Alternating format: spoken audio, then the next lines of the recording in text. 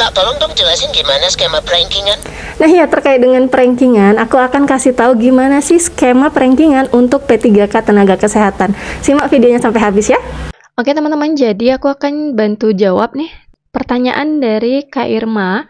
Nah, beliau bertanya nih Kak, jika satu formasi khusus dari puskesmas lain lebih tinggi nilainya dari yang kerja di puskesmas itu sendiri, apakah puskesmas lain itu yang lulus?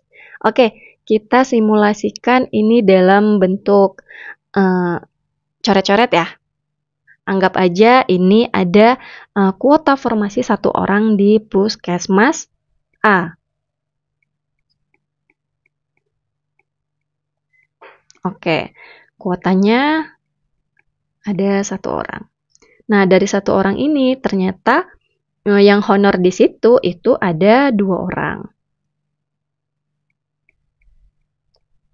Sedangkan 1 orang ini dia melamar ke puskesmas A ini, tapi dia nggak honor di sini gitu ya.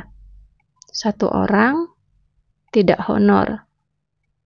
Tapi dia sudah memenuhi nih persyaratan 2 tahun kerja berturut-turut di instansi pemerintah dan lainnya. Jadi dia bisa ujian. Kita asumsikan ini si 2 orang adalah Adi dan Budi. Sedangkan 1 orang ini adalah Cici. Jadi Cici ini yang dari puskesmas lain. Asal masih dalam satu instansi ya. Aku garis bawahi lagi, untuk instansi ini bukan Yankes atau bukan pelayanan kesehatan. Kalau misalnya satu instansi itu artinya satu puskesmas ya Kak? Bukan. Kalau satu puskesmas itu adalah satu fasilitas kesehatan gitu ya, Vaskes gitu. Sedangkan kalau misalnya satu instansi itu artinya instansi pemerintah kabupaten apa gitu ya, instansi pemerintah kota apa gitu, instansi provinsi apa gitu, itu adalah instansinya. Jadi kalau masih dalam satu kabupaten itu artinya satu instansi. Tapi karena di sini puskesmas B tempat si Cici honor itu nggak ada buka formasi. Jadi dia masuk ke puskesmas A, boleh saja gitu ya. Dan si Cici di sini mendapat nilai 450. Sedangkan si Adi dan si Budi yang notabene adalah honorer yang bekerja di puskesmas A, ternyata mendapat nilai 430 dan 440. Nah, secara angka, ini lebih tinggi Cici ya, karena Cici mendapat nilai 450. Jadi otomatis yang akan mengisi kuota 1 ini adalah si Cici, karena si Cicinya mendapat nilai terbaik di formasi yang ia lamar. Walau bahkan dia bukan honorer yang bekerja di puskesmas A.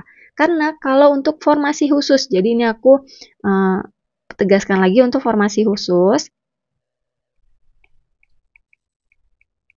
status dari non-ASN itu sama, mau dia honor di tempat ia melamar atau dia honor di bukan tempat dia melamar gitu ya. Nah, itu masih mempunyai sama-sama hak dalam penentuan rankingan. Jadi udah nggak ada lagi afirmasi. Kalau untuk tahun lalu, P3K 2022 untuk nakes itu ada ya afirmasinya. Kalau misalnya dia honor di puskesmas A dan ada formasi di puskesmas A, dia boleh mendapat afirmasi. Kalau untuk tahun ini enggak. Jadi non-ASN semua statusnya sama asal masih dalam satu instansi dan satu formasi khusus. Jadi kayak gitu ya Kak. Sampai sini udah paham ya?